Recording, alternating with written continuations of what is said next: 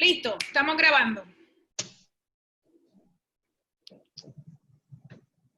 Perfecto. Muy buenos días a los amigos que se conectan. Yo soy la profesora y escritora Yolanda Arroyo Pizarro. Estamos hoy en el domingo 12 de julio del 2020, Día de la Literatura Caribeña. Gracias a todos los que han compartido la información de esta extraordinaria conexión que vamos a hacer hoy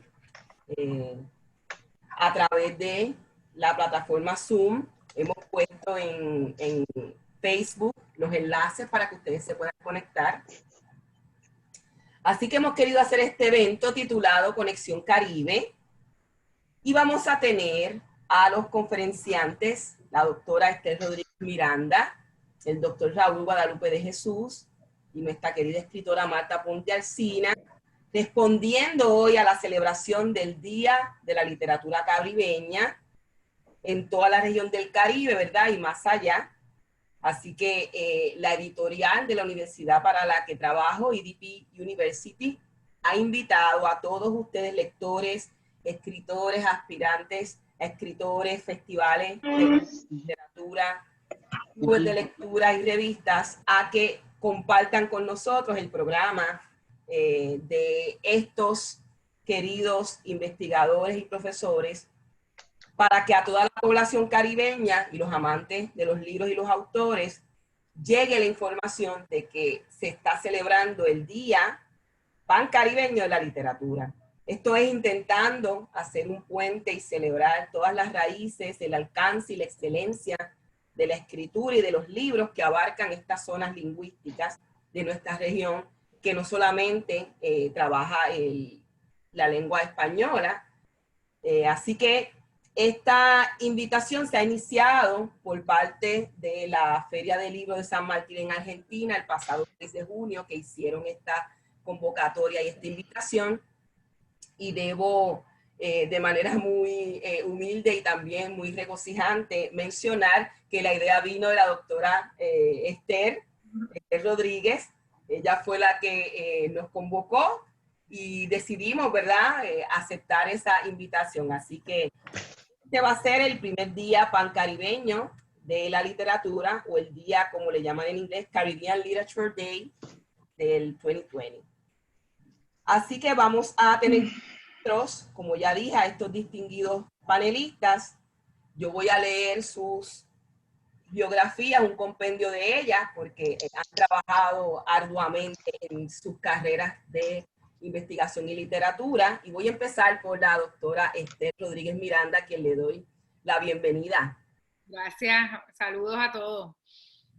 Qué bien, la doctora Esther Rodríguez Miranda obtuvo su bachillerato en Filosofía y Lenguas Romances en Boston College en el 2006 y una maestría en Estudios Luso-Hispánicos de la Universidad de Columbia en Nueva York en el año 2007.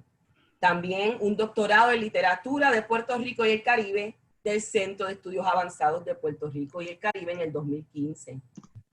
Su tesis doctoral, que versa sobre las confluencias entre la poesía antillana de Luis Párez Matos y del poeta haitiano Jacques Roumain, será publicada este año por la editorial suiza Peter Lang. Además, tiene en prensa un ensayo sobre la poesía del escritor cubano Reinaldo Arenas, parte de una publicación danesa. Adicional, además, ha publicado los siguientes artículos: The Role of Price Mars Thought in the Haitian Renaissance in the First Half of the 20th Century, un capítulo del libro Between Two Worlds, de Price Mars, Haiti and Africa, que se publicó en el 2018. El artículo El travestismo de voces como discurso legitimador, en Cuadrillón, revista del Departamento de Español de la Universidad de Puerto Rico en Humacao. El artículo Intertextualidad, diálogo, reescritura y mímesis entre la isla bajo el mar y el reino de este mundo, también en la revista Quadrivium del Departamento de Español de la Universidad de Puerto Rico en Humacao. Dos pueblos palesianos, contrastes y semejanzas, en la revista Milenio de la Universidad de Puerto Rico en Bayamón en el 2013. Ha presentado en conferencias académicas en Puerto Rico, Estados Unidos, en Colombia y España, y se desempeña como profesora del Departamento de Humanidades de la Universidad de Puerto Rico en Bayamón y también en EDP University. Gracias, Esther, por estar con nosotros. Tengo también aquí la biografía del querido doctor Raúl Guadalupe de Jesús. Bienvenido, doctor. Raúl Guadalupe es historiador, ensayista y poeta. Nació en Caguas en 1966 y cursó estudios superiores en la Universidad de Puerto Rico, donde obtuvo un bachillerato en sociología en 1992 y una maestría en historia de América Latina y el Caribe en 1996. Luego estudió un doctorado en literatura latinoamericana en la Universidad de Texas en Austin en el 2002. También cursó estudios graduados en teología en el programa de maestría en religión del Seminario Evangélico de Puerto Rico durante los años de 2008 al 2010. Ha publicado 3 temarios titulados El tierno vidrio de la noche en 2006, Alfileres del ingenio en 2010 y Evelio o del sol y su huella en 2017.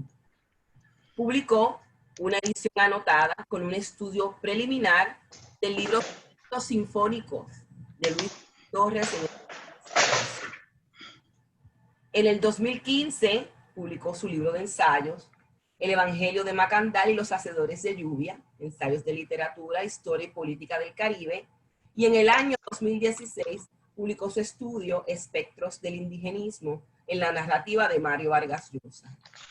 En el terreno de la investigación histórica, ha publicado diversos ensayos y su interés por la historia social lo ha llevado a publicar en el 2010 su investigación titulada Sindicalismo y lucha política, apuntes sobre la historia del movimiento obrero puertorriqueño del 1969 al 1972. Además, ha realizado varias investigaciones y publicaciones sobre la política contemporánea en Puerto Rico, algunas de ellas enfocadas en el pensamiento y acción de Pedro Albizu Campos.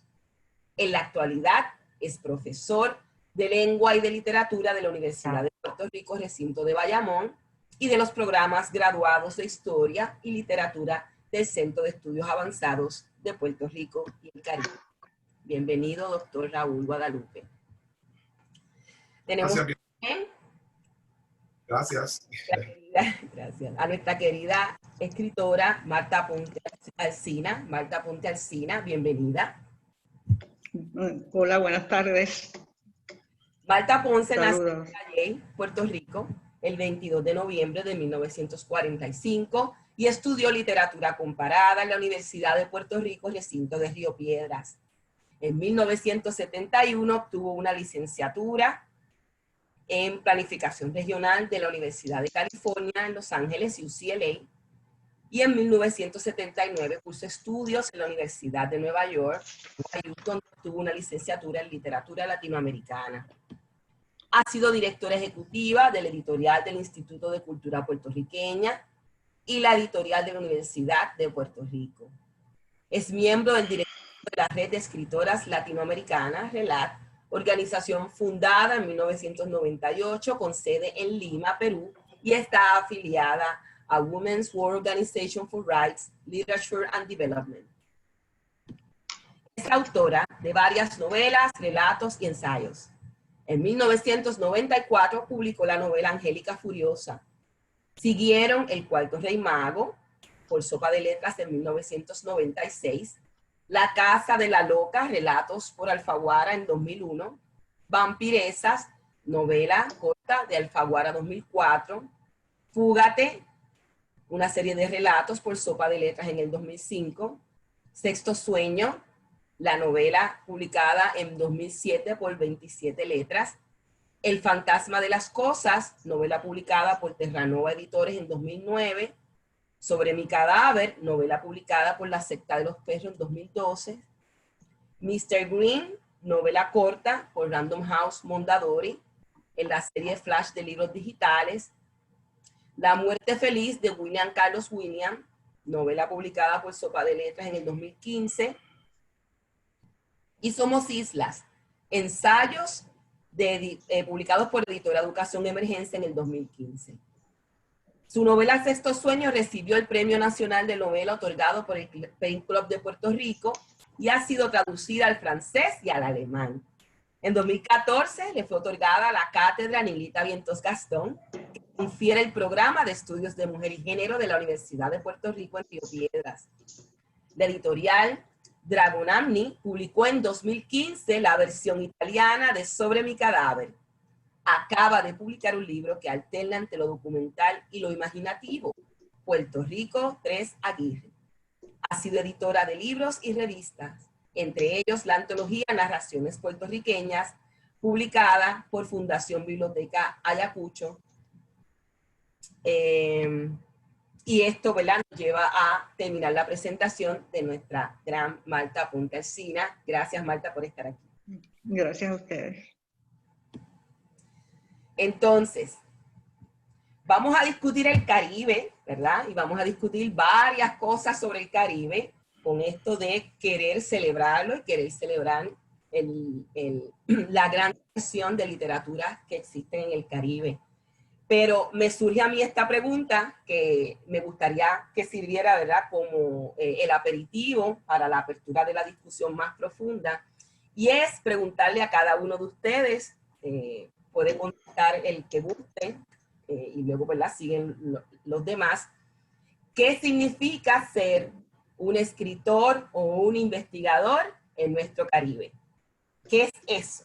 ¿Qué es ser escritor del Caribe o qué es ser un investigador del Caribe?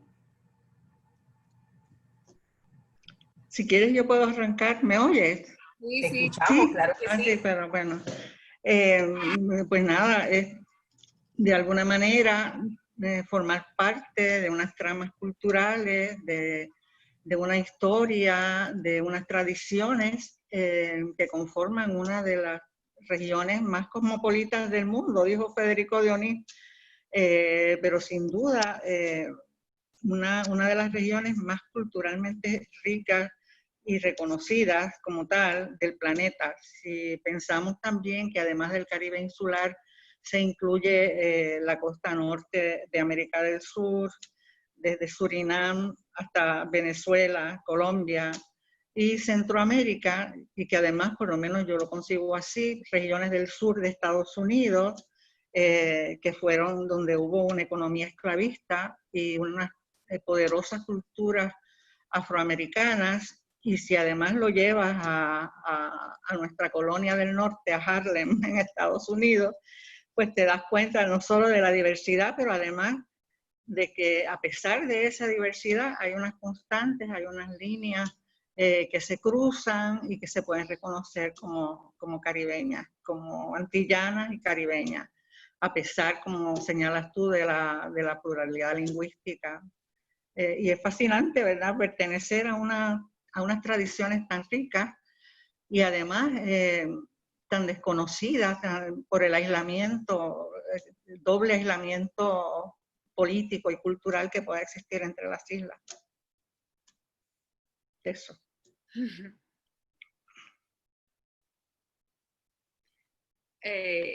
Como investigadora, pues para mí es bien interesante pensar el Caribe y tratar de posar nuevas miradas que no están en los textos, que no están en los documentales, que se alejan de las miradas, de las fotografías que hicieron los colonizadores y los investigadores, antropólogos europeos que vinieron y fotografiaron. Y tratar de entender un Caribe que sobrepasa, como dijo Marta, la multiplicidad, la multilengua, la pluralidad lingüística, y que trata de, en un mundo que más y más se habla de globalización, de homogeneización, de que ya las fronteras no existen, que ya las nacionalidades no existen, la literatura caribeña de alguna manera se plantea constantemente esa búsqueda de raíces, raíces que muchas veces fueron borradas por la esclavitud y por negarle a la población afrocaribeña su historia e imponer la historia de los blancos, la historia de los colonizadores. de los colonos. Y si, ¿verdad? Cuando discutamos ahora sobre la literatura caribeña, vamos a ver que hay mucho interés por parte de los escritores, y los escritores de alguna manera son el reflejo de esas sociedades, de rescatar, de apalabrar unas raíces que nos han sido negadas y que, a pesar de que los autores estén viviendo dentro del Caribe insular o afuera, a distancias tan cercanas como Harlem o tan distantes como Bélgica, siempre hay una búsqueda de establecer unas raíces que nos definan. Y eso es, ¿verdad?, para mí lo sumamente interesante de estudiar el Caribe. Bueno, investigar y escribir en el Caribe es una tarea importante, pero no es fácil, ¿verdad?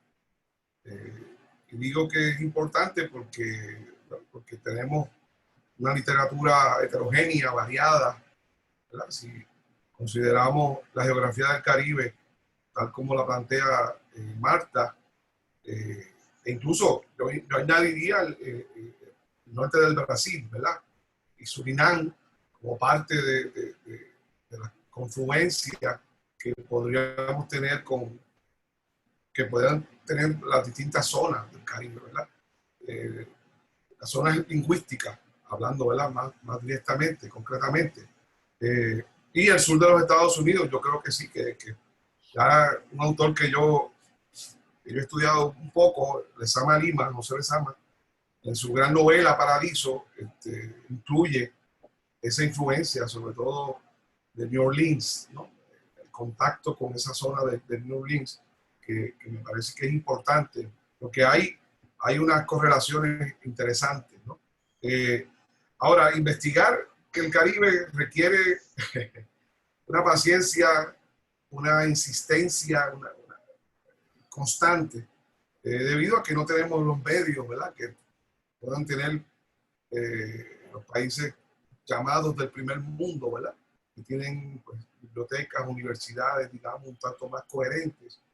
Nosotros acá investigamos, no es que no lo hagamos, investigamos y hacemos la tarea que tengamos que hacer, pero a veces con muchos obstáculos burocráticos de la cultura, ¿verdad?, del proceso de investigación.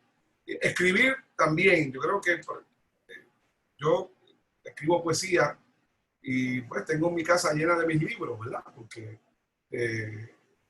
no se vende, la poesía no es un, no es un género en estos tiempos, ¿verdad? Quizás, ¿verdad?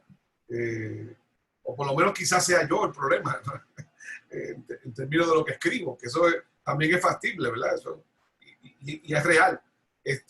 Pero no solamente es mío el problema, hay muchos poetas que han tenido que, por la precariedad editorial del país y de los países, porque me consta que en Haití, que en República Dominicana también sucede, ¿verdad? Por la precariedad editorial, pues a veces los autores tienen que, pues, vender sus propios libros, ¿no? En eso recuerdo una anécdota de Correger que decía que, pues, que él iba y vendía sus libros a sus amigos, a algunas librerías, ¿no? Y así por el estilo.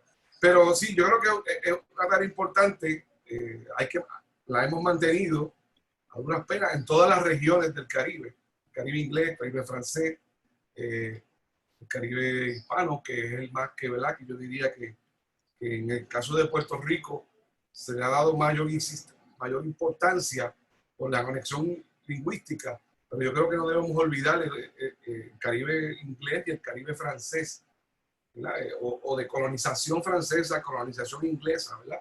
Porque si bien, como dice Glissant, citando a otro poeta de Barbados, que se me escapa el nombre ahora, hay una conexión submarina entre los distintos Caribes, las distintas zonas geolingüísticas. Una conexión submarina que precisamente tiene que ver con los distintos colonialismos que se impusieron en esta zona a partir de 1492. Por lo tanto, somos, como dice Marta, somos islas, ¿verdad? Sacándole un tanto de Llorens, ¿verdad? Somos islas que tenemos una literatura joven, tenemos una historia joven, pero muy rica, heterogénea, amplia, y que está en desarrollo todavía y que promete, que promete. Por eso escribir e investigar en el Caribe es trascendental, es fundamental. Raúl, el autor que se te escapa el nombre es Kamau Brathwaite. Ese mismo. Gracias. Qué bien. Toda esa reflexión que ustedes mencionan me hizo conectar con la siguiente pregunta, que tiene que ver con las tradiciones y los distintos procesos de modernización dentro de la literatura. Raúl mencionaba que tenemos una literatura en el Caribe que es muy joven. Me he encontrado que en muy pocos casos la mayoría de la gente ha hecho esa reflexión. Es como si pensáramos que nuestra literatura es tan milenaria y ancestral como lo es la del grupo de seres humanos que nos conquistó o que nos colonizó, ¿verdad? Cuando la realidad es totalmente distinta. Es una de las más jóvenes literaturas del mundo. Así que, ¿cómo se pueden ver esas tradiciones y los procesos de modernización? ¿Cómo los ven ustedes en la literatura caribeña? Bueno, me lanzo yo otra vez. Yolanda, ¿me oyes? Sí, te escuchamos muy Sí, bien. me parece que por lo menos en la literatura puertorriqueña, sobre todo del siglo XX y a partir de los años 30, ese es un tema recurrente. No se hace dentro de un encuadre de literatura caribeña, sino de literatura nacional en colonia. Desde que se hizo una encuesta en la revista Índice, qué significado y sobre el futuro cultural y político de la isla. Y entonces había, como se veía, un autor paradigmático de esto es René Márquez, ese choque terrible entre las tradiciones ancestrales que él percibía como dominantes en el país y los procesos de modernización, de desarrollo economicista, de modernización del Estado Libre Asociado, de todo ese modelo de la modernización de los años 50 que se ensayó aquí. Es decir, y entonces ahí viene todo un periodo donde el enigma de la identidad nacional nuestra, que es un caso muy particular el nuestro dentro del Caribe, en el sentido de que seguimos siendo colonia, la última colonia del planeta. O sea, es decir, hay territorios coloniales y neocoloniales y en circunstancias parecidas a las nuestras en el Caribe, pero por lo general ha habido procesos por lo menos de una independencia mediatizada o de algún tipo de autonomía que nosotros no tenemos. Y en ese caso, la literatura puertorriqueña, de por lo menos la segunda mitad del siglo XX, sí se enfocó quizás hasta los años 80 o 90 en ese choque frontal, ¿verdad?, del proceso de cambio y además de las migraciones, porque no se puede olvidar la literatura puertorriqueña en Estados Unidos o escrita sobre esa experiencia. Y supongo que en ese sentido, sobre todo del exilio, de la diáspora, de las migraciones, hay unos puntos de encuentro con otras literaturas caribeñas. Por ejemplo, el jamaiquino Claude McKay, novelista, que conoció, que fue uno de los cronistas de Harlem en los años 30, formaba parte de ese grupo de renacimiento de Harlem, al que también perteneció de manera destacada Arturo Alfonso Schomburg, que nació en Puerto Rico, pero que era cruzano. Es decir, es una identidad muy rica, muy híbrida, ¿no? Esta de Schomburg, pero que siempre se reconoció sus lazos afectivos con Puerto Rico.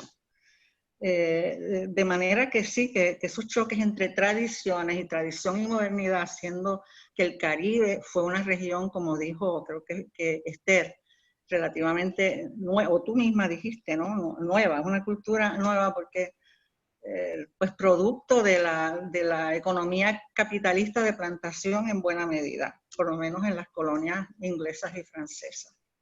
La colonización española es anterior, pero eventualmente deviene también se dirige también hacia esa economía.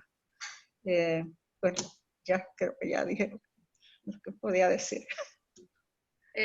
Yo veo mucho esos choques entre tradiciones y globalización o modernidad en textos, por ejemplo, en Dominicana, el texto de The Wonderful Life of Oscar Wilde, de Junot Díaz, por ejemplo, hay ese texto, ¿verdad?, que es de un dominicano en Estados Unidos y que va a la isla, y entonces ese choque entre lo que él vive en la costa este de Estados Unidos versus cuando llega a Santo Domingo, o los recuerdos que tiene, ¿verdad?, la República Dominicana, pues ahí se ven esos choques entre lo que es la tradición y lo que es lo que es la modernización, porque vemos que en el Caribe, pues las cosas no se mueven tan rápido como en una sociedad capitalista desarrollada como es la de Estados Unidos, ¿no?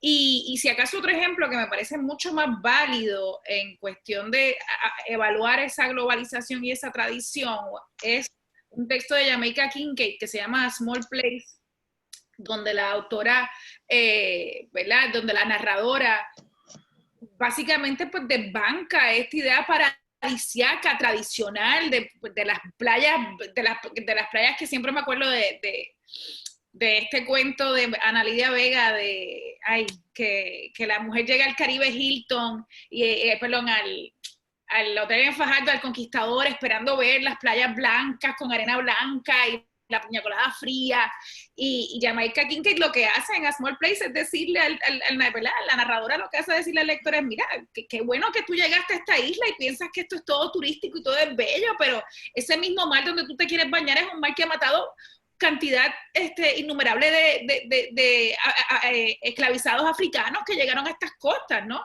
Y ahí se ve entonces ese choque para mí entre lo que es la tradición y lo que es la modernidad, ¿no?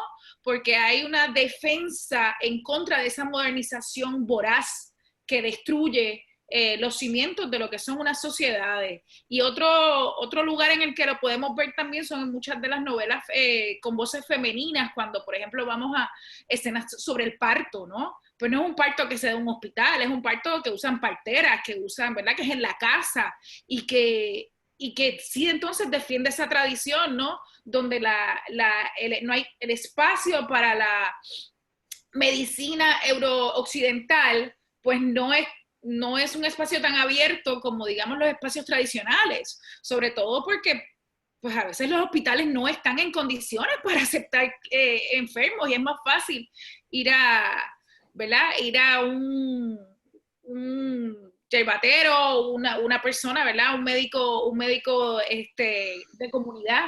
Yo recuerdo cuando nosotros fuimos a Haití. Era una dula.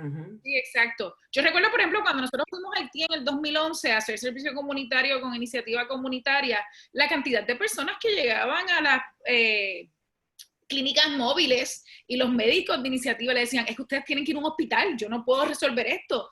Y la gente se negaba y decía, no, yo al hospital no voy, pues entonces vuelvo a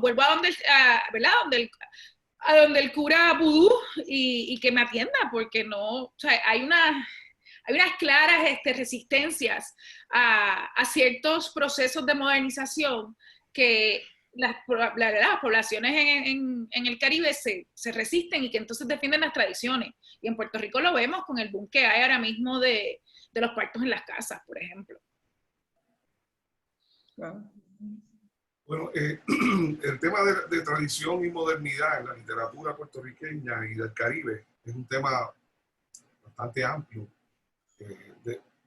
Amplio y complejo también, en el sentido de que, bueno, es una región colonizada por distintas metrópolis europeas que ya tienen una tradición literaria milenaria, digamos, ¿verdad?, y cultural, y que vienen a trasplantar seres humanos, entre otras cosas, ¿verdad?, de formas opresivas, ¿no?, y a imponer también su visión de mundo a los criollos. Hay que destacar que la palabra criollo, según Álvarez Nazario, en el habla campesina de Puerto Rico, cuando se empezó a utilizar en el siglo XVI, era principalmente para identificar a los esclavizados negros africanos nacidos en América, ¿no?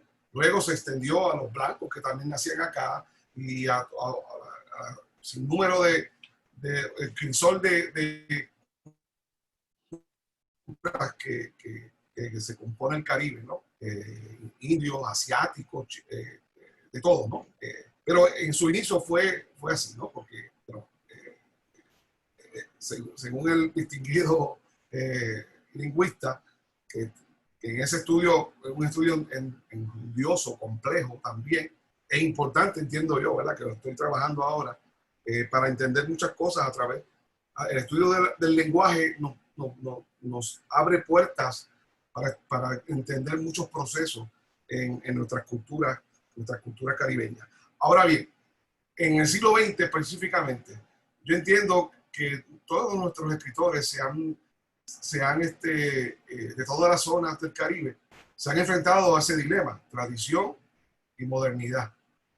En el caso de Puerto Rico, tenemos un poeta, dos poetas, varios poetas, en la primera mitad del siglo XX, Llorens, Palés, Corregel, Julia, de Burgos, que se enfrentaron a ese dilema, antes que René Marqués, ¿verdad? Que René Marqués, como dice Marta, fue más digamos, paradigmático por lo acelerado del proceso de la llamada industrialización, que era una industrialización dependiente y colonial, ¿verdad? Pero en el caso de estos otros escritores que antecedieron a René Marqués, yo creo que supieron trabajar con la innovación de las vanguardias y con los temas criollos en Puerto Rico, el llamado neocriollismo. Usted ve un libro como el de Aguaybaná, de Corregel, que fue su primer libro, donde mete el verso de factura futurista con temas del problema puertorriqueño que estaban enfrentando en ese momento. Y luego el impacto que tuvo todo eso en los atalayistas, que para mí sigue siendo el movimiento de vanguardia más importante, ¿verdad? De esa década. Me puedo equivocar, pero todavía pienso así. Lo mismo podemos ver, bueno, Palés fue otro de los innovadores, jugando con esa tensión entre lo tradicional y lo moderno, lo que llegaba, ¿no? Y ahí tiene el Tuntún y otra poesía de Palés también, ¿verdad? Palacio en Sombra, que es un asombroso poema, ¿verdad? Increíble. Con René Marqués la cosa es más fuerte, porque René Marqués vivió el tiempo de la posguerra, donde se rearticula la relación colonial de Puerto Rico y la relación productiva del país también. Entonces, vemos un texto como La Carreta, que es un texto interesante, que todavía hay que darle miradas más recientes a ese teatro, a esa obra dramática. Y fue mucho más impactante ese proceso de René Marqués y lo acelerado que tuvo que responder, que yo entiendo con una genialidad dramática increíble, ¿no? Ahora, en el Caribe, por ejemplo, francés,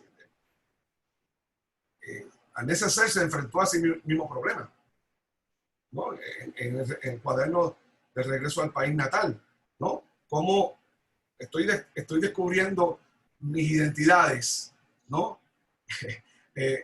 Y cómo yo puedo trabajar ese tema con las vanguardias, específicamente con el surrealismo, ¿verdad? Luego él luego toma distancia, ¿no?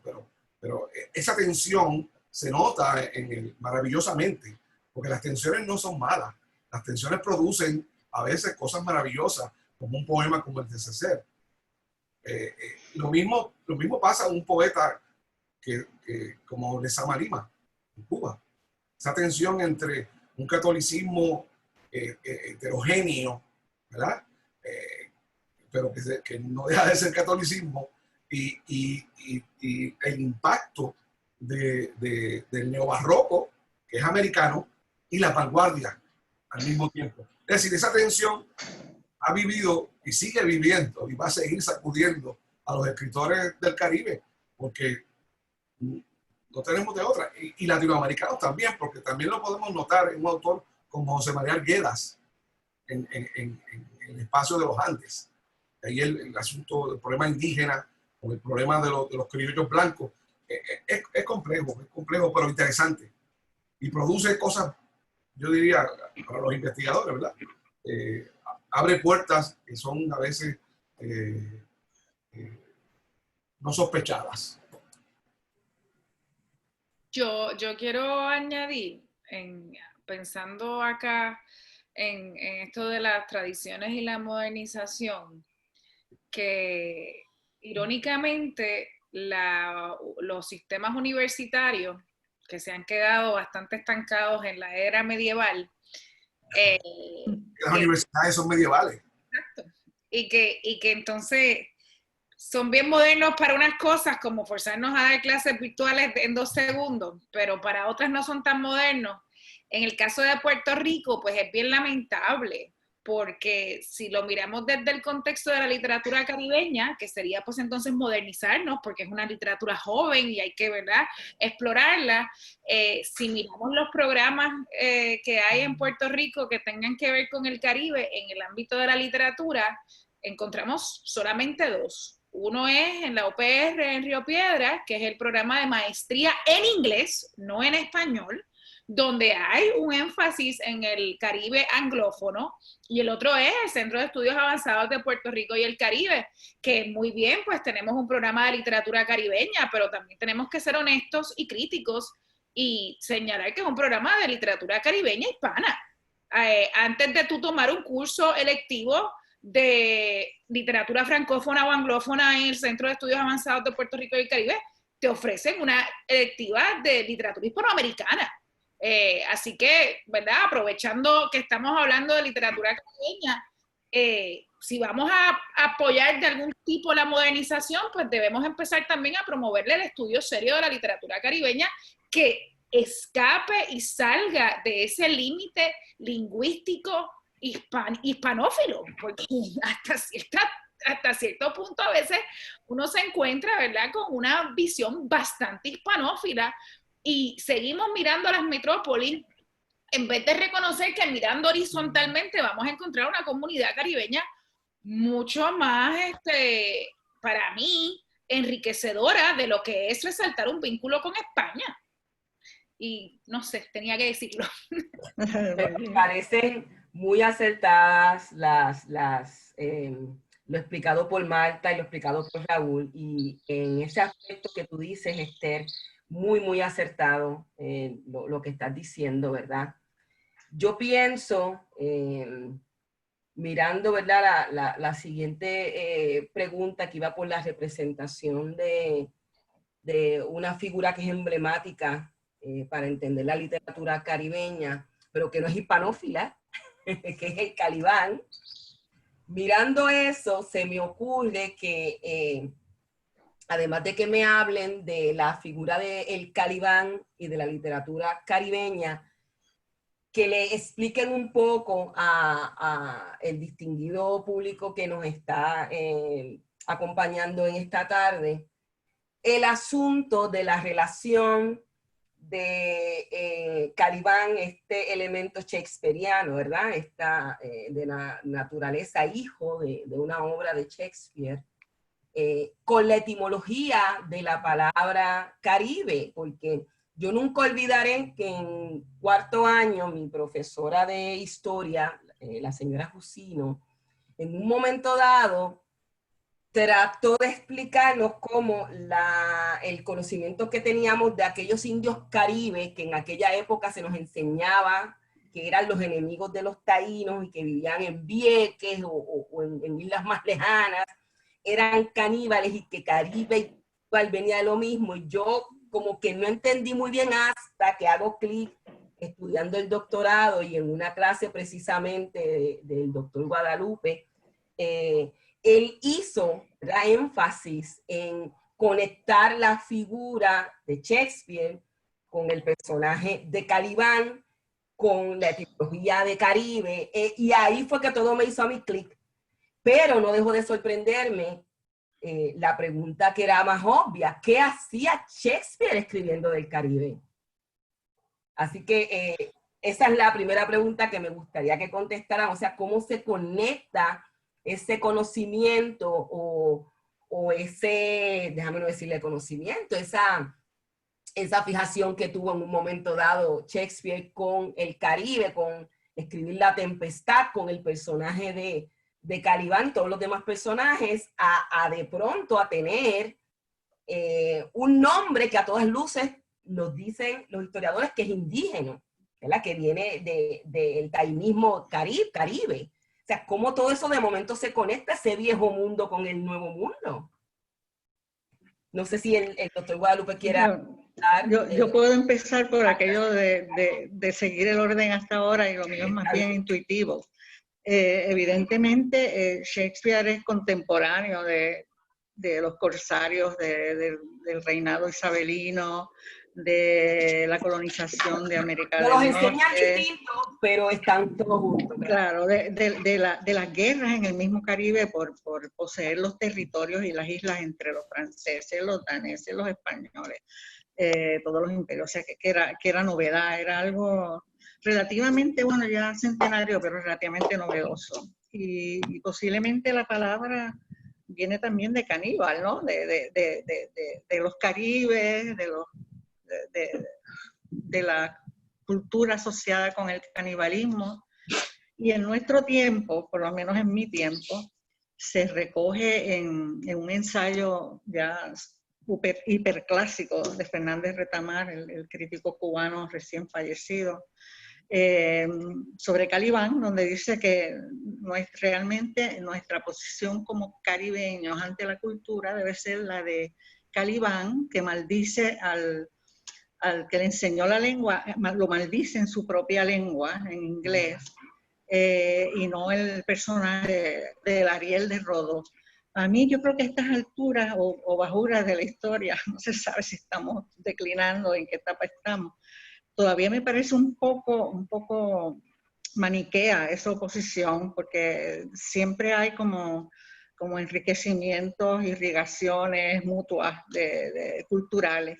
Y recuerdo un ensayo de Sylvia Wynter, creo que de los años 90, donde cuestiona dónde está la esposa o la mujer o la pareja de Calibán. Porque la única mujer que hay en la obra, en La Tempestad, es Miranda, que creo que, si no recuerdo mal, es la hija de Próspero y es una mujer docta y de alguna manera pues es un texto feminista, pero un texto feminista desde el punto de vista de la cultura europea, ¿verdad? Que de todos modos no deja de ser sobresaliente y extraordinario como es Shakespeare en lo visionario. Así que por ahí lo dejo, ¿verdad? Como del Calibán de Fernández Retamar, pues ahora se puede hablar de una multitud, de un juego de identidades que se desplazan y que no necesariamente son identidades fijas, y de que nosotros tal vez nos podamos dar el lujo de admitir y de enriquecernos con ese contacto de cultura, siempre y cuando no nos dejemos arrebatar la poca libertad y soberanía que tenemos y nuestro lugar en el mundo, sobre todo en estos momentos en que bueno, son momentos así como coyunturales en todo el planeta y globales. Así que, por ahí. Gracias, Marta. Yo pido turno para después de Raúl, porque yo voy a reaccionar a Calibán, así que mejor que Raúl lo explique y después entonces. Pues Raúl. Yo creo que lo que dice Marta es cierto. Esos textos hay que también ubicarlos en el momento, por ejemplo, el Calibán de Fernández Retamar, ¿verdad? Hay que ubicarlos en el momento en que fueron publicados, ¿verdad? Era un momento histórico muy distinto al momento después de la caída de la Unión Soviética, en 1989, por ejemplo, ¿verdad? Y respondían a la urgencia de aquellos momentos. Lo mismo podemos decir, no solamente de Calibán, sino también del texto de Fernández Retamar, sino también el texto de René de Pestre, que es un gran escritor haitiano. Saludo y despedida de la negritud, ¿no? Que fue publicado también en ese contexto. Textos muy ricos, pero que yo creo que habría que hacer una lectura desde nuestro contexto, añadiéndole otras cosas, ¿no? Que se deben tomar en consideración. No voy a hablar de los determinantes de Shakespeare, porque Marta lo dijo muy bien, ¿verdad? El autor dramático conocía lo que estaba pasando en el mundo, ¿verdad? E incluso América.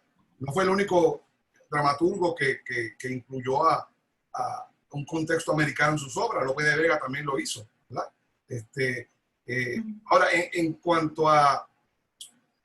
hay un personaje en la obra de Shakespeare que es un personaje de silueta, que es Sicoraz, la madre de Calibán, a quien le arrebataron la tierra.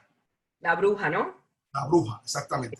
Y ese personaje como que no ha sido considerado, pero a veces se olvida, ¿verdad? Yo creo que ese personaje hay que volver a ese personaje, ¿no? De alguna manera, no sé cómo, ¿verdad? Yo no soy experto en Shakespeare, pero habría que volver a hacer una lectura desde Sicoraz, desde nuestra época, ¿verdad? De nuestros tiempos.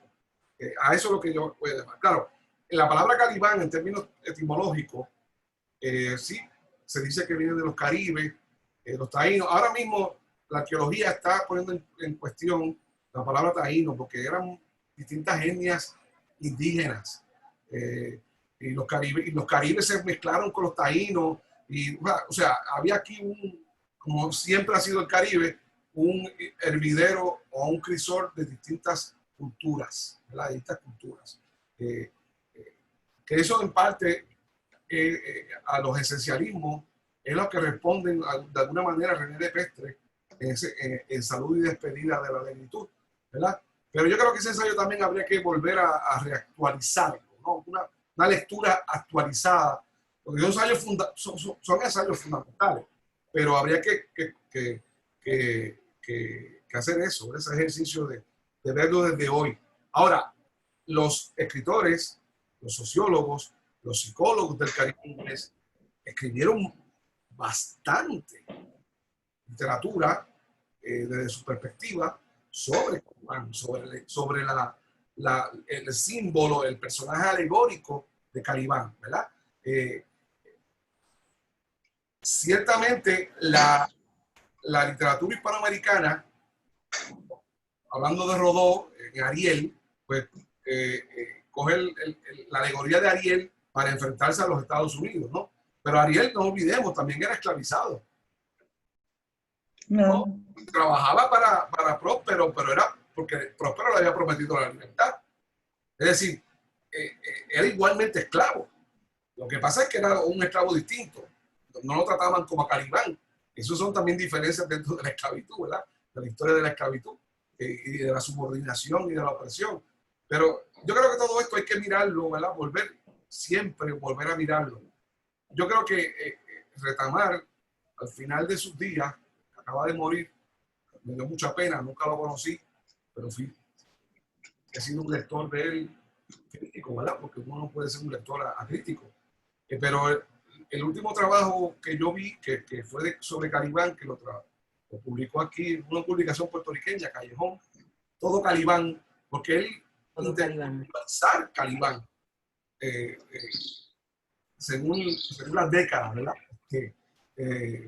Lo leí ese tiempo, ahora mismo no recuerdo si lo logró o no, pero habría que volver a verlo, ¿verdad? Ahora, en términos de lo que con esto cierro, la literatura tiene un peso en la cultura de los pueblos, ¿verdad?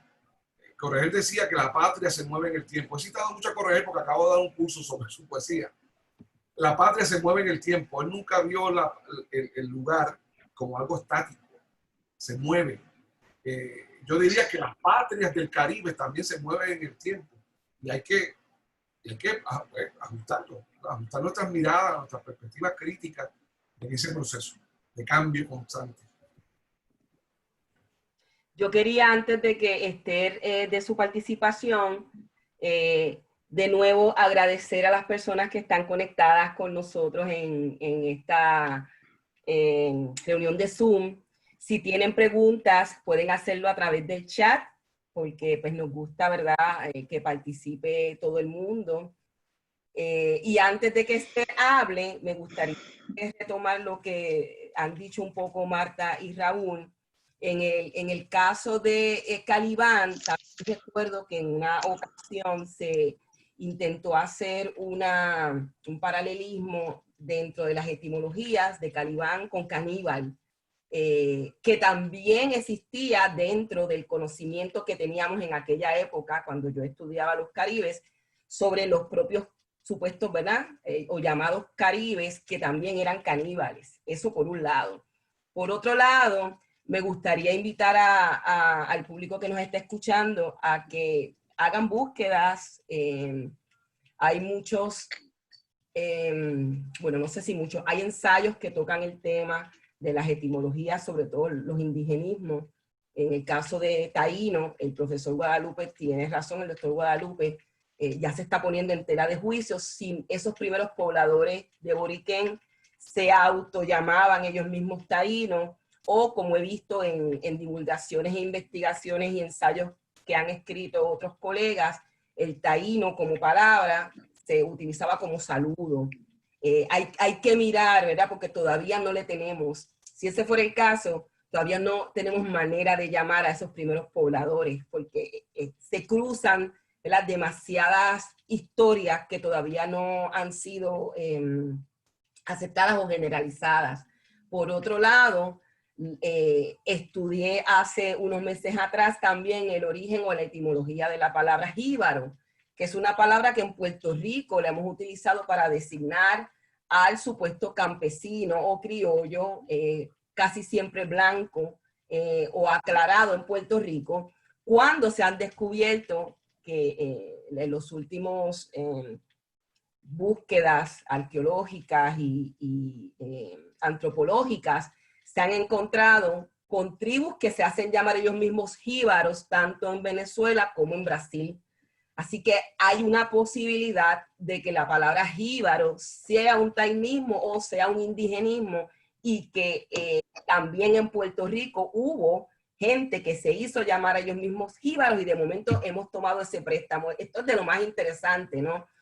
Por eso agradezco muchísimo la apertura que el distinguido panel ha tenido para discutir estos temas sobre el Caribe. Ahora sí, Esther, queremos escucharte.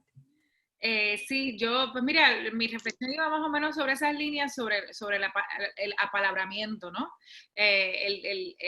Uno de los argumentos principales es que Calibán aprende el idioma de Próspero y lo acusa en su idioma, ¿no?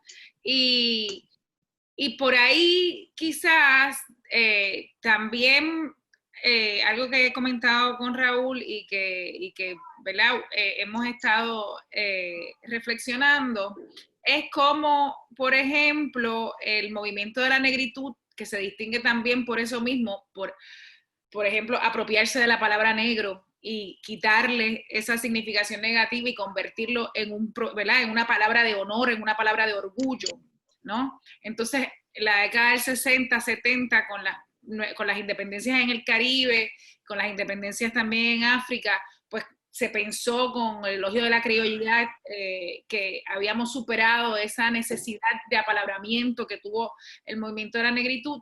Y yo creo que ahora estamos volviendo de nuevo a un resurgir de ese movimiento de la negritud, esa necesidad de, por ejemplo, decir todas las vidas negras importan, ¿no? Ese Black Lives Matter. Es de alguna manera ese soy negro y a orgullo lo llevo, ¿no?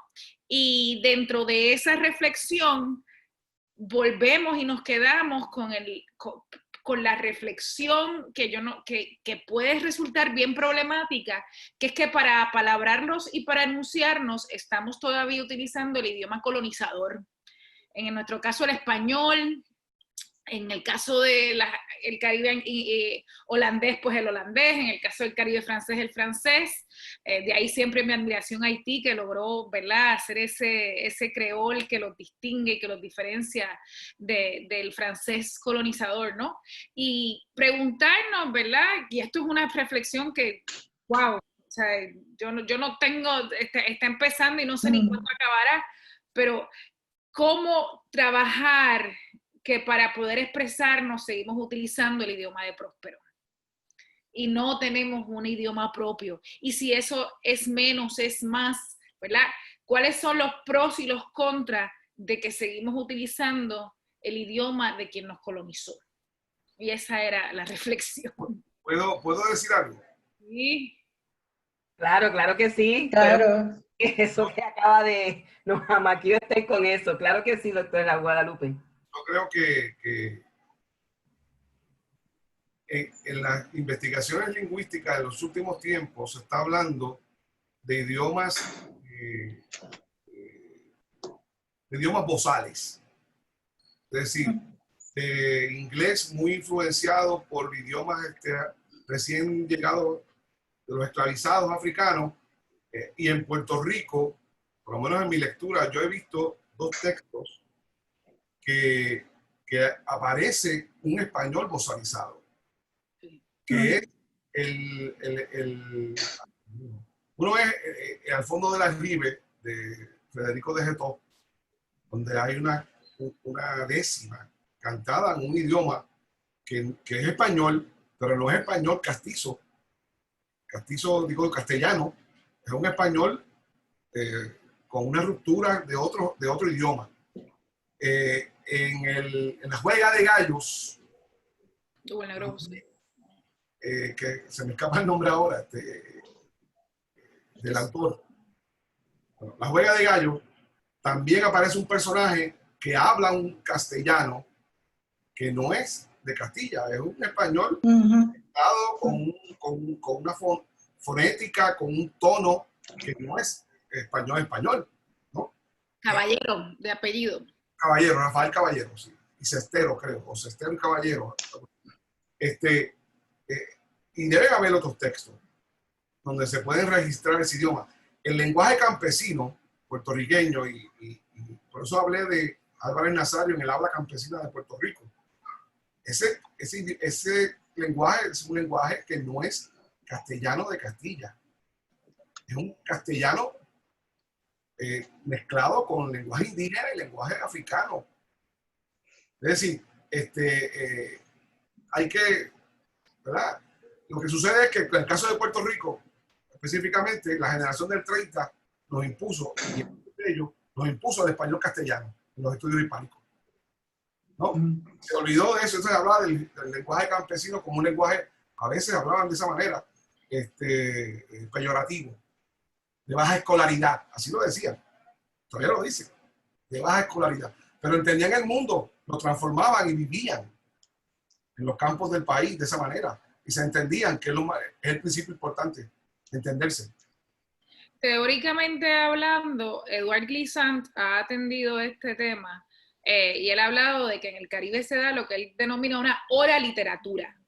Es una literatura con una influencia oral sumamente fuerte que hace que entonces este idioma que se hable, ¿verdad? Dentro de la multiplicidad de idiomas que se hablan en el Caribe, pues se distancia del idioma colonizador por esa oralidad que tiene la literatura caribeña, que no tiene quizás la inglesa o la francesa. Bien. Ayer yo tuve la oportunidad de participar en una actividad con el grupo de ¿verdad? Descendientes de indígenas puertorriqueños. Hay varios grupos que están reclamando que regresemos la mirada al indigenismo, a la tradición taína, etcétera, etcétera. Y me llamó mucho la atención, fíjate que ha sido sin querer, los escucho ustedes diciendo esta gran verdad de las influencias lingüísticas y cómo unas predominan sobre otras, sobre todo si unas pertenecen a los vencedores y otras pertenecen a los vencidos. Y ayer se hablaba de esto precisamente. Allí una de las portavoces estaba explicando desde su experiencia cuando se insertó en los saberes de la educación del Departamento de Educación eventualmente, cómo recibía burlas porque hablaba con una manera de expresarse al final con I, que si la leche y lipoti, entonces le decían rápidamente, pero tú eres del Ari.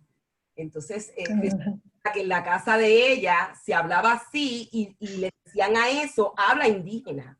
O sea, hablamos como los indios. Sin embargo, nosotros, o la metrópolis, que ya había absorbido el habla hispana, el castizo, el castellano, nos burlábamos de eso o nos mofábamos de eso y íbamos haciendo que eso se fuera escondiendo y que la gente entonces eventualmente como que rechazara lo que acaba de explicar Raúl, porque entonces no era letrada la persona si se seguía hablando de esa manera. Entonces, el que él lo explique ahora y yo haberlo escuchado o vivido ayer de primera mano de una chica, una joven que explicó esto en la casa, pues me acaba, ¿verdad?, de volar la cabeza. De nuevo agradezco estos foros. Y les quería preguntar, ¿cómo afecta entonces las fronteras, las lingüísticas o las regionales, el desarrollo de esta literatura caribeña o si existen estas fronteras? ¿Cuál ha sido la experiencia de ustedes? Mal. Bueno, existe, a pesar de las fronteras que son innegables y son muy duras, y además son fronteras violentas, que son fronteras impuestas, ¿no? Por jurisdicciones externas a nuestro entorno, como en el caso nuestro. Esa anécdota que dices de la joven y del habla de la joven me conmueve, me parece muy hermosa, porque de alguna manera uno piensa que esos rasgos se van perdiendo con el tiempo.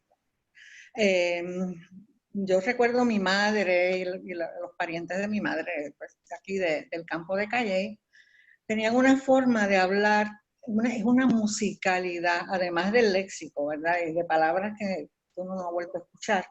Y que cada vez que yo la oía fuera de Puerto Rico, y todavía cuando la oigo aquí la reconozco como local, como callellana. Y es bien extraño porque este es un país pequeñito, 10.000 kilómetros cuadrados, y todavía se dan esas variaciones. Lo que quiere decir que de alguna manera las fronteras como que, no voy a usar la palabra porosa porque no me gusta y se usa mucho, se desvanecen o se ablandan o de alguna manera se trasladan a otros lugares y todavía es posible una comunicación. Lo que resulta bastante terrible en el caso nuestro particular de Puerto Rico es esa especie de limbo cerrado que nos incomunica, por lo menos en el caso de la literatura, no en el caso de la música, que es internacionalmente reconocido, ha sido desde los tiempos aquellos desde los años 20. Pero en el caso de la literatura, lo poco que circula fuera del país, los autores, los libros de autores puertorriqueños, cuando tanto se publica y tanto se escribe, y lo poco que se ha traducido al inglés, fíjate, salvo por los casos que todos conocemos, que se pueden contar creo que con los dedos de una mano, de las dos si quiere, que siendo Palés uno de los grandes poetas del Caribe y de lengua española, pues haya, qué sé yo, 2 traducciones. Claro, un poeta difícil de traducir. Y entonces en el caso de Puerto Rico eso es terrible porque no es cuestión de la invisibilización, yo no creo en esa palabra. Nosotros hemos sido un país súper vigilado y súper estudiado, anotado, escrito y espiado. Es más bien una especie de ninguneo o de ustedes. ¿Qué son ustedes? ¿Qué son? ¿Dónde están ustedes? ¿Qué es esto de la dependencia de los fondos federales? Ese es el trumpismo, ¿verdad? En el campo de la cultura, vamos a llamarlo así, como Trump nos ha tratado en la relación política y social. Y es algo que no acaba de resolverse. Yo creo que no hay interés, quizás ahora con la catástrofe, ¿verdad? Con el interés en nosotros como seres, criaturas de la catástrofe, desvalidos y jodidos hasta más no poder. A lo mejor les interesa saber que aquí hay una literatura, pero no creo realmente que esa sea la ruta. Yo creo que tenemos que hacernos nuestros propios medios e instrumentos para dar a conocer. Ahora mismo es lo último que quiero decir. Acaba de publicarse en una editorial caribeña con sede en Inglaterra que se llama People Tree Press, una antología de autoras, creo que son más de 30 poetas del Caribe. Entre ellos está Mara Pastor y está Nicole y hay otras poetas caribeñas en edición bilingüe, español e inglés, creo. Y al cuidado de la maestra Loretta Collins del Departamento de Inglés de la Universidad de Puerto Rico, que yo creo que es una de nuestras caribeñistas en el Caribe anglófono, mejor conectadas y más, realmente es una embajadora de lo que aquí se escribe. Y esos son los medios, quizás irnos lateralmente hacia esas editoriales pequeñas caribeñas, buscar traducciones y seguir adelante con la encomienda de dar a conocer el país y las letras. Marta, diste en el clavo, porque yo iba a hacer mi reflexión exactamente sobre que la frontera más grande que nosotros tenemos es la editorial. Y cómo los autores caribeños dependen muchas veces de las publicaciones en Europa, no, ya ni siquiera en Estados Unidos, en Europa. Inglaterra, Suiza, Francia, los Países Bajos están locos. Hay 20.000 programas y becas para estudiantes que quieran hacer estudios sobre el Caribe. Y cuando vemos nuestra realidad en Puerto Rico y en la academia estadounidense, la fijación es España o el Cono Sur. El Caribe no entra, por lo menos no dentro de los programas en español. Si vamos a los programas en inglés o a los programas en francés, quizás tenemos otra reacción, pero si hablamos, por ejemplo, de un estudiante de literatura que quiere estudiar literatura caribeña en español en los programas de las universidades estadounidenses, lo fuerzan a enfocarse en Europa o en el Cono Sur o México, ¿no? Esos tres clusters ahí bien fuertemente. Y yo creo que esa es la frontera que tenemos, que por ejemplo para conocer investigadores que estén haciendo este trabajo que nosotros estamos haciendo de Guyana o de Barbados, muchas veces es respondiendo a convocatorias que son en Alemania, que entonces nos encontramos y podemos hacer esos lazos, que comercialmente lo vemos simplemente con las aerolíneas, ¿no?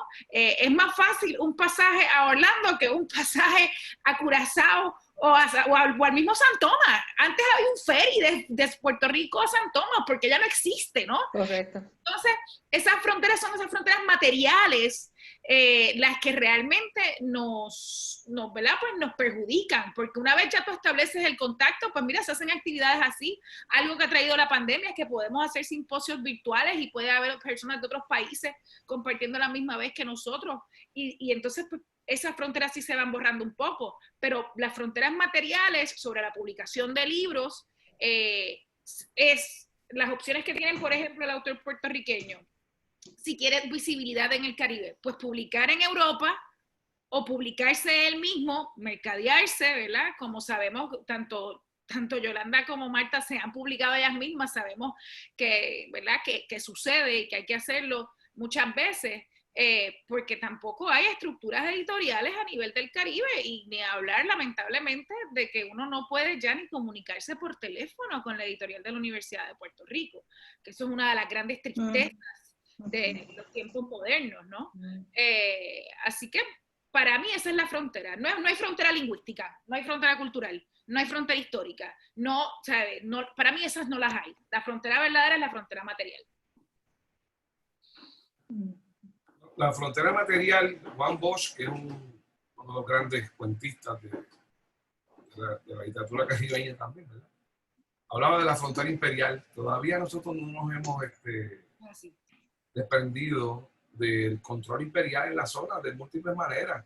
Todavía Francia tiene control sobre Martinica y Guadalupe. Todavía Inglaterra, a pesar de algunas independencias, tiene mucha influencia en esa zona. Nosotros no vamos a hablar de nosotros porque ya lo sabemos, ¿verdad? El caso nuestro es patético y terrible. Yo creo que la literatura caribeña, no solamente de las islas, sino también de la costa de Colombia y Venezuela y de las otras, es un tesoro escondido. los tesoros escondidos todavía no se han descubierto, ¿verdad? Y esa es tarea de los investigadores. Ahora, yo creo, ¿verdad? Y a lo mejor no están de acuerdo conmigo, que está bien que no tienen que estar de acuerdo conmigo. Yo creo que es planificado. Las metrópolis todavía siguen teniendo una influencia muy grande sobre la zona, en todos los sentidos, político, cultural, la literatura, que a veces la gente piensa que es inofensiva. No, ellos saben el poder de la literatura. Ellos saben el poder de un buen poema. Ellos saben el poder de una buena novela. Y saben que eso conmueve la estructura de la emoción de los pueblos. Por lo tanto, mantenernos bifurcados, usando la palabra de Jorge, ¿verdad? Es necesario para ellos, pero no para nosotros. Yo creo que nosotros tenemos que ser, como hay una editorial que a mí me gusta mucho, traficantes de sueños, ¿verdad? Y por debajo del radar, seguir comunicándonos, seguir teniendo, aunque no tenga el impacto editorial o mega exitoso, pero va a tener impacto en la gente, es lo más importante. El impacto en la gente, para mí, por lo menos, es lo más importante. Que haya nuevos lectores, que lo descubran. Eso para mí es el reto. Ha sido el reto para todos los escritores del Caribe, para todos. Las universidades metropolitanas los descubren, entonces hacen una academia, hacen un programa, hacen lo que sea, pero lo hacen para moldearlos según a sus intereses. Y eso lo hemos visto. Lo hacen para moldearlos según sus intereses. Realmente, en el fondo, de lo que estoy hablando es de un problema político de la literatura y la cultura en el Caribe.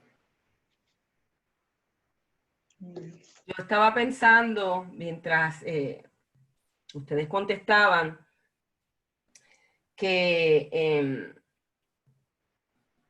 la universidad para la que yo trabajo, que soy escritora residente de EDP University, ellos me han brindado, ¿verdad?, traer al campus y al resto de las diferentes, ¿verdad?, campus que tenemos alrededor de la isla. Se me escapó la palabra porque estoy pensando en otra cosa. El proyecto, ¿cómo? Centros universitarios. Los centros, gracias, esa es la frase, los diferentes centros universitarios. Es que iba a decir recintos, pero después me acordé que no eran recintos, que eran centros universitarios, pero no lograba dar con la frase centros universitarios. El programa, se ha adoptado el programa de la Cátedra de Mujeres Negras Ancestrales y desde allí estamos trabajando tratar de inculcar en todos los profesores a nivel universitario, pero también a los maestros a nivel de los grados elementales, intermedio y superior, la campaña que hemos titulado #Ennegrece tu prontuario. Claro, el hashtag como un mecanismo de acercarnos a los millennials y a estas generaciones que han venido después de los millennials, que manejan muy bien esto de las tecnologías.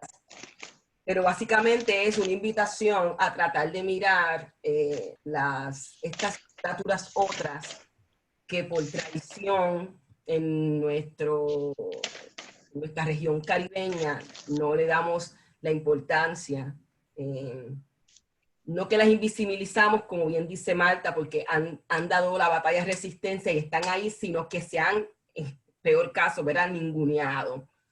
Y que miremos a los autores, a las autoras, a los autores de la negritud, sobre todo a las mujeres negras que han escrito, o a los personajes que incluyen, ¿verdad?, esta negritud no solamente de Puerto Rico, sino de toda la región caribeña, pero escuchándolos a ustedes, lo que mencionó hace un rato Esther, de que, ¿verdad?, es tan poco lo que se enseña de Caribe en Puerto Rico, y tú mencionaste los dos programas, incluido el programa del Centro de Estudios Avanzados de Puerto Rico y el Caribe, que aún tiene unas limitaciones porque lo que enseña es el Caribe en español, pero entonces ¿dónde está el anglosajón y el francés, etcétera, etcétera, ¿no? Y me he quedado un poco aturdida, un poco deprimida, porque entonces me doy cuenta que el trabajo, podremos ser o podremos tener un tesoro escondido, pero el trabajo es mucho y hay que hacerse para que eliminar el ninguneo, o aquellos que creen en que la invisibilización es una buena palabra, pues eliminar esa invisibilización. Entonces, la siguiente pregunta va dirigida a eso un poco. ¿Dónde se ubica la literatura entonces puertorriqueña en relación con la literatura del Caribe? ¿Dónde estamos? ¿Cuál es la prognosis? ¿Cuál es la reflexión y el análisis? Que ¿dónde están esas literaturas de Puerto Rico en relación con las caribeñas? Bueno, yo creo que hay que hacer un trabajo de gestión cultural desinteresado y sin el apoyo de las instituciones, porque la institucionalidad, por lo menos la gubernamental, se ha caído en este país, según se desplomó el modelo político.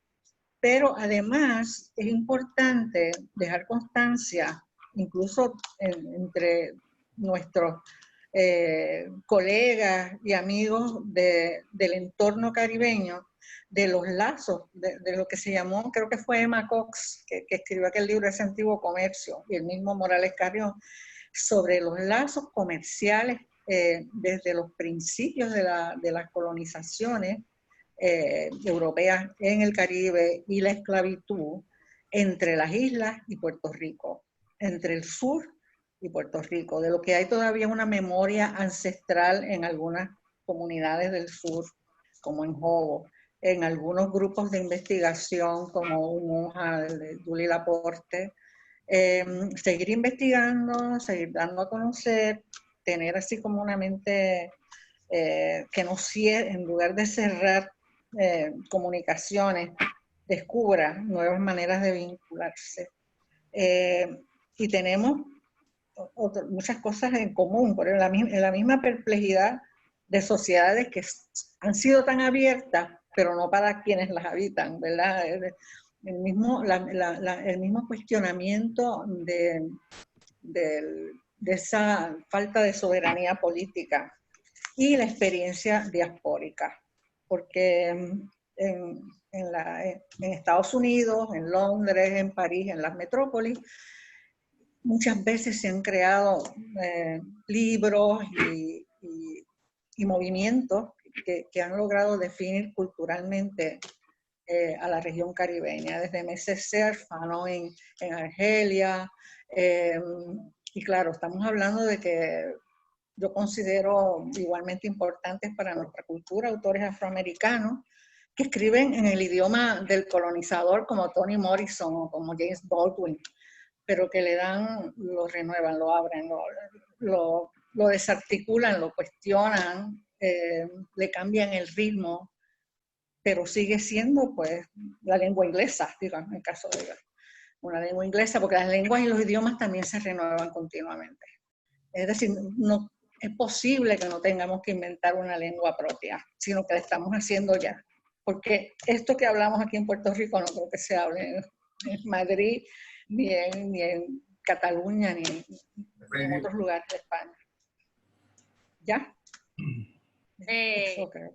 Y Marta, para seguir en tu hilo, lo que hizo Palés con el español, que lo abrió, ¿no? Le dio una sonoridad increíble. Pero exactamente. Volviendo a la pregunta de Yolanda, ¿dónde está Puerto Rico dentro de la literatura caribeña? Pues eso va a depender qué antología tomes. Hay antologías que nos incluyen, hay antologías que no. Así de sencillo, ¿no? Y depende del crítico que leas. Hay críticos que nos incluyen, hay críticos que nos pasan por encimita, porque pues esa relación del Estado Libre Asociado no se entiende bien, así que por encimita, pero son caribeños. Sin embargo, yo creo que hay movimientos literarios que nos incluyen bastante. El movimiento que Yolanda, tú conoces muy bien, que es el movimiento de la literatura queer. Yo creo que ahí se nos incluye bastante y se establecen unas relaciones de literatura, ¿verdad? Dentro de los diferentes relatos de la literatura queer. Lo mismo pasa con la literatura noir, ¿verdad? Con la literatura detectivesca. Lo mismo pasa con la literatura escrita por mujeres. no me gusta decirle feminista, creo que escritura hecha por mujeres para ampliarlo, para que todas las mujeres escritoras se sientan incluidas. Y en eso, cuando vamos a las subcategorías de literatura, lo que a la crítica le gusta llamar, ¿verdad?, la literatura menor, pues ahí entramos. Y ahí sí tenemos una comunicación con otros textos caribeños. El gran problema es qué hacemos políticamente, ¿no? Como no se puede definir bien lo que es Puerto Rico, pues entonces hay temor, hay, ¿verdad? Para muchos críticos, pues para no errar, pues mejor peco de omisión. Y no incluyo, ¿verdad?, ese análisis o esa aportación puertorriqueña porque no sé exactamente cómo incluirla. Pero volviendo, ¿verdad?, pues yo creo que la mejor arma que tenemos hoy, 2020, de establecer esas relaciones con el Caribe es a través de estos subgéneros ¿verdad? Subgéneros que son literatura nueva, literatura joven, que se está desarrollando y que tiene tanto que ofrecer, porque en mi caso yo no conoceré tanto la literatura queer, pero Marta y yo conectamos por mi pasión por la literatura detectivesca, y eso es algo que yo pues devoro, ¿no? Y ese noir caribeño para mí es fenomenal. Y quizás para terminar también, otro punto en el que podríamos conectar con la literatura caribeña es con la emigración, ¿no? En los textos de la emigración. Si miramos, ¿verdad? Por ejemplo, si miramos un texto como Brother I'm Dying de Edwidge Danticat, y poder compararlo quizás con esas memorias de When I Was Puerto Rican, de Esmeralda Santiago, podremos ahí establecer unos lazos de cómo se comunica, de esos vasos comunicantes de la literatura caribeña, vista desde la experiencia migratoria. Vale. Déjenme decir algo, antes de pasar a Raúl, y es que se me está acabando la carga del Kindle, y que si me ven desaparecer de pronto, fue que me fumé, a lo mejor me fui a otra dimensión y estoy por el Caribe, con Julia de Burgos en sus ríos. Quería dejar eso claro, porque es posible, estoy en un 2% y no tengo manera de moverme y cargarla. Darte las gracias, ¿verdad? Estamos ya casi también al cierre, hemos estado aquí dialogando a aproximadamente 1 hora y 20 minutos, queríamos llegar a la 1 hora y media, pero gracias por estar, Marta, te lo quería decir antes de la dimensión. Y recordarle a los que están participando con nosotros que este es el momento de hacer las preguntas. Yo voy a poner un correo electrónico en el chat para que aquellos que gusten y que han participado hoy aquí, la editorial EDP University, que dirige el doctor Edgardo Machuca, ha sido el auspiciador de este conversatorio del día de hoy, y con mucho gusto quisiéramos hacerles un regalo, una revista que se titula Academia, y hay uno de los números dedicados a la literatura de Julia de Burgos, y queremos dejársela llegar a ustedes, ¿verdad? Si a vuelta de correo electrónico nos envían una dirección postal para enviarla. Así que voy a estar poniendo mi correo electrónico en el chat para que aquellos que gusten el regalo por el auspicio del editorial de la universidad, pues que así se sientan, ¿verdad? En el deseo de que le enviemos la revista. Y ahora sí, pues entonces, doctor Raúl Guadalupe. Marta, primero Raúl. Paco acaba de traerme un cable y estoy conectada. ¡Ah, qué bueno! Estoy recibiendo, Marta, estoy recibiendo energía por ahí. Habla si quieres ahora. No, ya. Que lo que está diciendo es que ya está conectada, que ya tiene conexión ya. Arriba Paco, en el chat, arriba Paco. Okay. Arriba Paco. ¿Cuál era la pregunta? La pregunta era sobre las fronteras del desarrollo de la literatura puertorriqueña, ¿verdad? Con la literatura de Puerto Rico, ¿qué relación hay? Ah, ok. Bueno, yo creo que en un momento dado, según lo que he leído, he estudiado, hubo una comunicación, sobre todo con República Dominicana y Cuba, ¿verdad? Y con Haití en parte. Pero ha sido las relaciones con el Caribe, digamos, francés, digo, de colonización francesa y de colonización inglesa ha sido, entiendo yo, menor, ¿no? En términos, no estoy hablando de que un autor pues haya tenido, sino en términos sistemáticos, ¿no? Como literatura nacional, ¿verdad? Digo, te estoy hablando. E incluso hay autores que no consideran el Caribe, autores puertorriqueños importantes, porque pues, creyeron el cuento del Estado Libre Asociado, la vitrina de la democracia, que nosotros éramos el centro del Caribe y que no había otro país como nosotros. Y estoy hablando de un excelente escritor, Edgardo Rodríguez Lluviá, ¿no? Pero lamentablemente, en un ensayo que yo critiqué en mi libro El Evangelio de Bacandal, que fue una provocación, la introducción fue una provocación a ver si salió un debate, había un diálogo, pero en este país ya eso se ha cancelado, lamentablemente. Y miran eso, incluso habla de la poesía de Palés como algo, ¿sabes?, marginal, como algo, ¿no? Es terrible. Yo creo que es una tarea, entiendo yo, en términos colectivos, no en términos individuales, porque en términos individuales cada cual hace lo que quiere, ¿verdad? Y están en su perfecto derecho. Pero en términos colectivos, en términos de sociedad, creo que todavía esa tarea no la hemos realizado.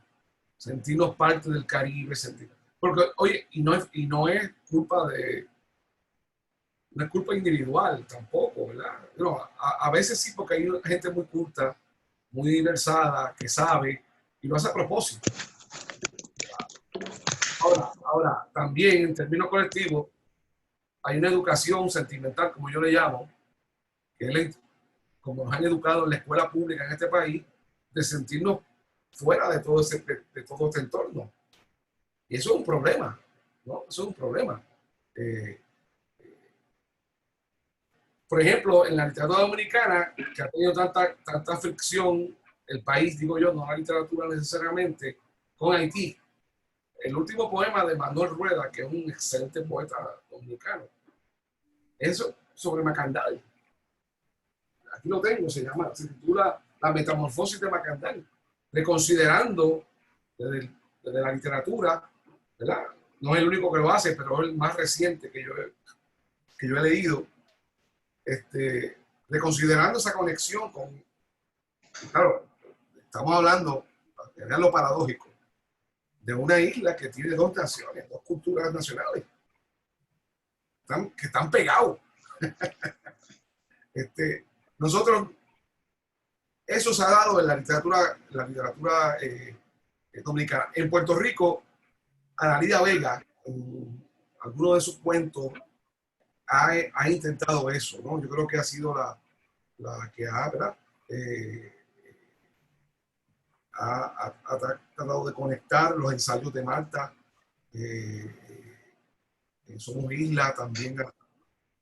Y hay otros autores, pero en términos colectivos, no podemos porque, bueno, vuelvo y repito, el problema es político, que afecta las relaciones culturales y literarias.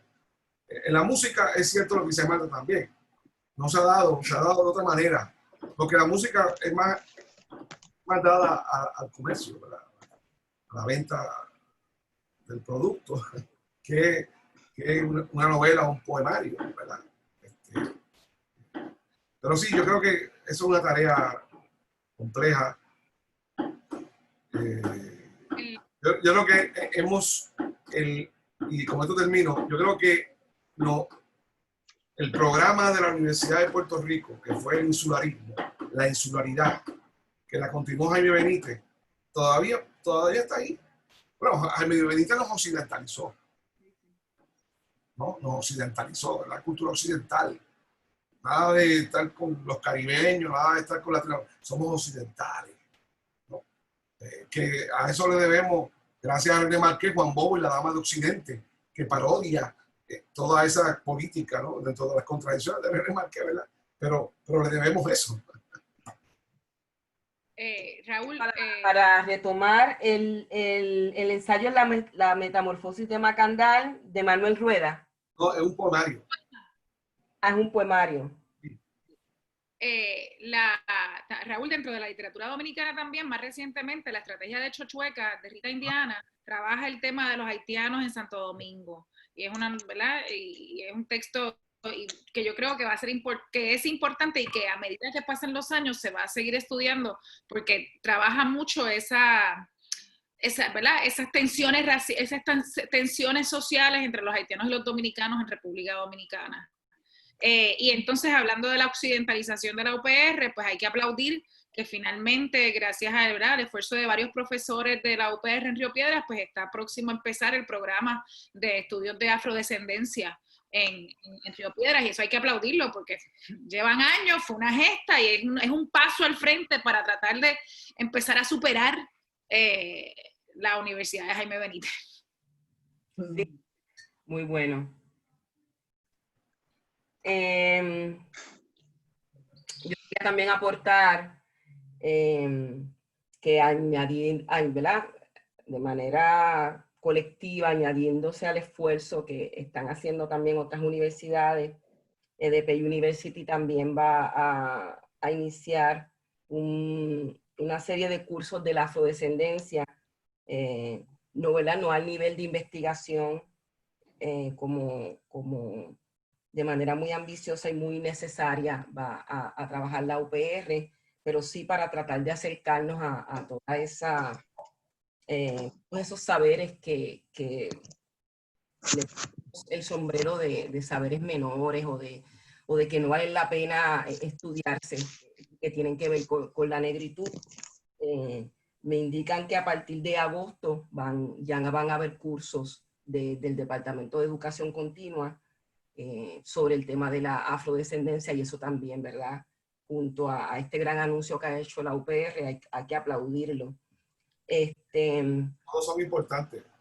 Sí, estaba mirando el chat, nuestro grupo de gente parece que es tímida, no se atrevieron a hacer preguntas, todavía tienen oportunidad. Yo voy a leer la última de las preguntas que teníamos en el bosquejo, para que sirva también como de tentempié para ir cerrando todo lo que han compartido este distinguido panel de conferenciantes, escritores e investigadores. Podemos hablar de un barroco en el Caribe, o por el contrario, podemos hablar de una cultura, no por el contrario, sino además, podríamos hablar de una cultura puertorriqueña criolla. Yo sé que son dos preguntas, pero si alguno quiere contestar una o ambas, bienvenido. Se fue Marta. Sí, se le cayó. A lo mejor regresa. A lo mejor. Raúl, ¿tú quieres hablar? Ok, la primera pregunta no Barroco en el Caribe, ¿se podría definir el barroco en el Caribe o se puede hablar de una cultura puertorriqueña creol? Yo entiendo que sí, se puede hablar de hecho, el término creolo o criollo, ¿verdad? Es barroco. La cultura, digo yo, no el término, sino la cultura. Pero ¿por qué barroco, verdad? Neobarroco. Lo que sucede es que el neobarroco o el barroco histórico, cuando los españoles lo sacan del panorama cultural en el siglo XVIII, a Góngora y a Quevedo y a todos los demás, a Calderón de la Barca, continúa en América. Y no solamente en el Caribe continuó. Continúa con el poema de... Ay, señor, la memoria es una cosa terrible. De Quesada. Pero nada, continúa en América. Y la cultura nuestra, realmente, en términos populares, es neobarroca. Neobarroca, ¿por qué? Porque no continúa el barroco necesariamente español. Es un barroco nuestro acá, caribeño y americano. En ese sentido,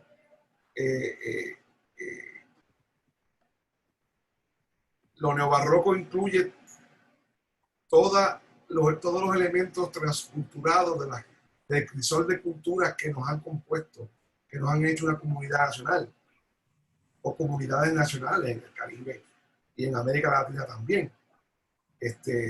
Elementos indígenas, elementos afrodescendientes, elementos europeos no oligarcas, porque recordemos, eran gente pobre que venía. En el caso de Puerto Rico, por ejemplo, en el siglo XVII y XVIII, el campo puertorriqueño, que era un monte, que era un bosque inmenso, no era como una urbanización urbana como hoy, ¿no? Ahí todos los que tenían problemas que venían de Canarias o de España, paraban en el monte porque no querían tener contacto con las autoridades. Asimismo, los esclavizados fugados y los indios que sobrevivían. Toda esa gente se mezcló. Ese es el origen del jíbaro puertorriqueño, que es barroco, que es neobarroco, ¿no? Toda esa talla de santo, ¿no? Porque en la talla de santo no solamente está el catolicismo, está también las creencias que las distintas culturas en ese proceso acrisolado, como digo yo, de culturas les significaban esas tallas, ¿no? Es decir, sí hay una cultura y todavía sobrevive, aún con el elemento de la influencia de la cultura estadounidense, que no podemos negarla. Son más de un siglo de influencia. La hemos adquirido, pero la hemos puertorriqueñizado. Y no solamente nosotros, también las demás islas. Porque después del 98, Estados Unidos desplazó a Europa en su control del Caribe. Y la cultura que se impone es la cultura estadounidense. Y las distintas zonas del Caribe lo que han hecho es transculturar esos elementos e incluirlos, no excluirlos, incluirlos en su vida cotidiana. Sí podemos hablar de una cultura neobarroca y criolla, definitivamente. Qué bien. De hecho, perdón. ¿Puedo seguirlo o no? Sí, continúe, doctor. Sí, claro. César Salgado, profesor de la Universidad de Austin, que fue mi profesor en la escuela graduada, escribió un ensayo sobre cómo la literatura escrita por puertorriqueños en los Estados Unidos se puede considerar neobarroca por todos los elementos que incluye Pedro Pietri y todos los demás que se me escapan los nombres ahora, no sé por qué. Se puede considerar neobarroca por toda la fusión de elementos que tienen en su texto, en su literatura. Qué bien. Primero, corregirme que cité la estrategia de Chochueca y no es la estrategia de Chochueca, es la otra, es la mucama de Omiculé, la que trabaja el tema de los haitianos y los dominicanos en la novela de Haitiana. Sobre el barroco y lo neobarroco, yo creo que también ahí quizás volvemos a lo del idioma, ¿no? Al sobrevivir el neobarroco en Puerto Rico, en el Caribe, es otra manera de reformular ese idioma que nos llega de Europa y entonces volver a, ¿verdad? Transformarlo y hacerlo nuestro, ¿no? Inclusive hoy por hoy lo vemos en la estética caribeña es una estética barroca, en nada se parece a la americana.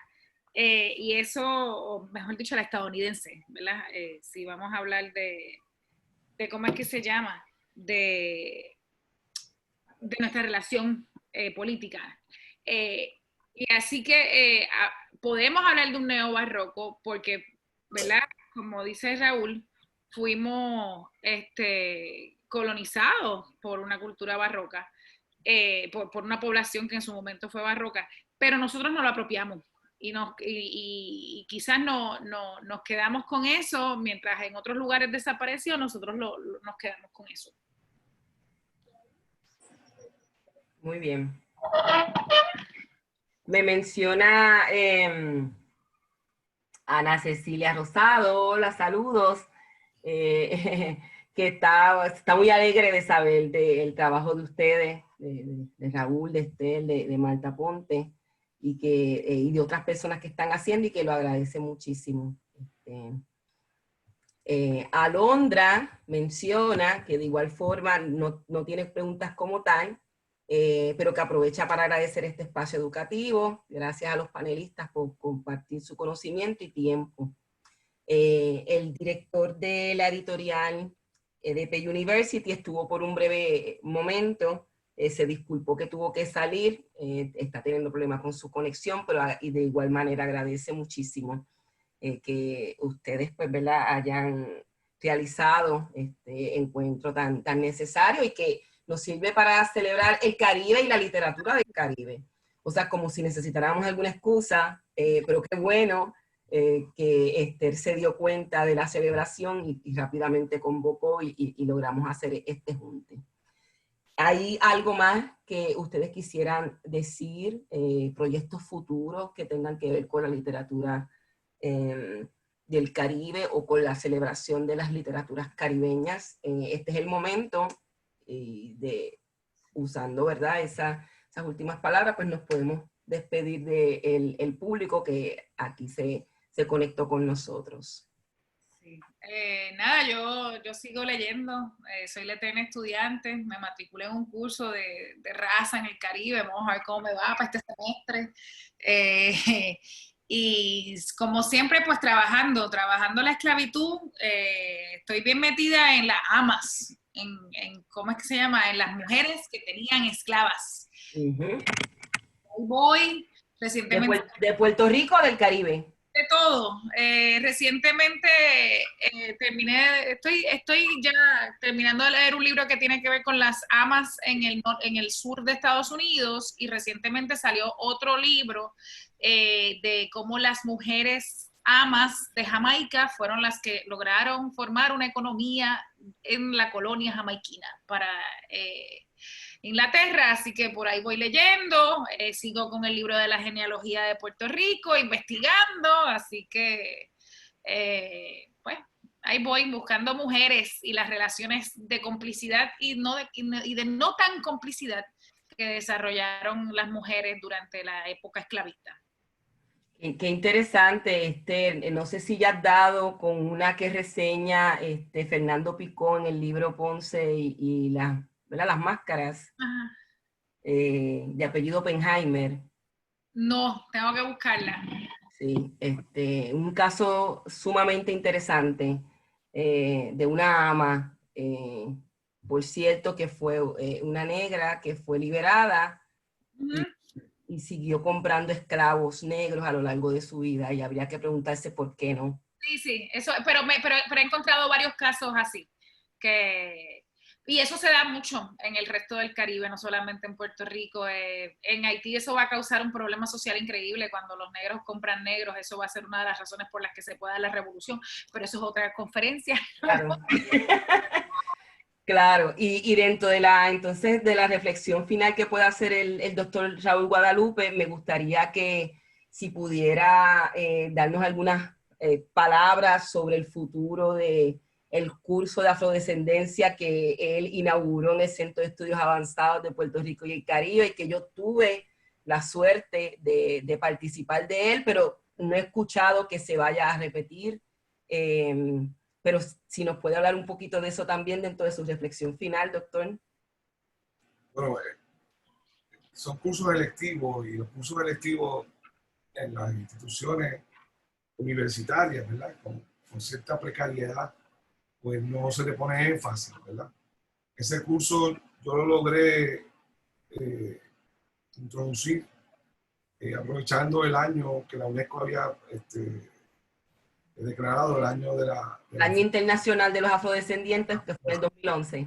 Entonces, en ese sentido, logré que lo aprobaran, y fue un curso interesante, ¿verdad? Interesante porque yo creo que las aportaciones de los estudiantes también fueron importantes, ¿no?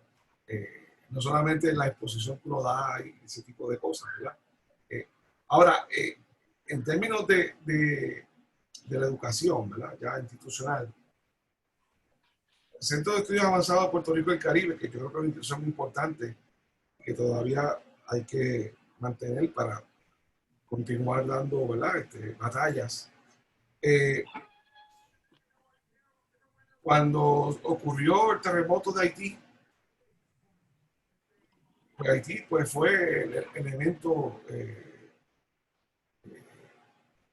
noticioso del mundo y más del Caribe. Y cuando comenzamos a ver el catálogo, Vamos a jugar a su cama. ya mismo. Llevamos 2 horas, el niño está desesperado. ¿Tú quieres jugar a cama? Okay, toma. Deme un segundo. Jugar a cama. Es así. Yes.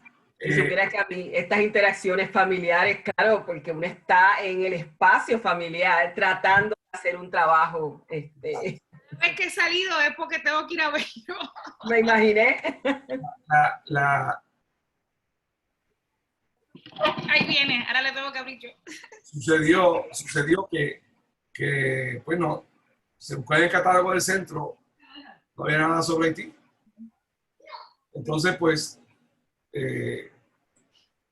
por razones distintas, ya había comenzado a redescubrir el Caribe, porque eso es verdad, mi educación no me vinculaba necesariamente con el Caribe.